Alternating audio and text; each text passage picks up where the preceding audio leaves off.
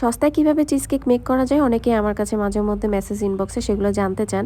আসলে কিছু জিনিস আছে যেগুলোতে কস্ট কাটিং করলে ওগুলোর অরিজিনাল টেস্ট আসে না।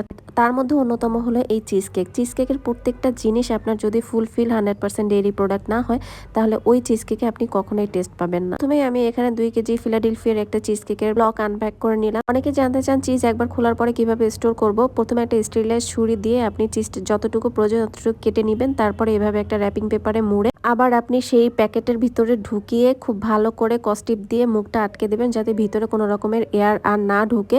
তারপরে এটাকে আপনি ফ্রিজের নর্মাল চেম্বারে মিনিমাম 15 থেকে 20 দিনের মতো রাখতে পারবেন। তো আমার এই চিজগুলো 1 সপ্তাহের ভিতরেই শেষ হয়ে যাবে। এবং তারপর নিয়ে নিলাম এখানে চিজ কেকের আরেকটা মেইন ইনগ্রেডিয়েন্ট, সেটা হচ্ছে সাওয়ার ক্রিম। এই সাওয়ার ক্রিমটা যদি ডেইরি না হয়, তাহলে কিন্তু এই চিজ কেকটা খেতে অত বেশি ভালো লাগে না। কথা হলো, আপনার চিজ কেকের জন্য যতগুলো ইনগ্রেডিয়েন্ট ইউজ করবেন ডেইরি প্রত্যেকটাই একদম ফুল ফ্যাট যুক্ত হতে হবে।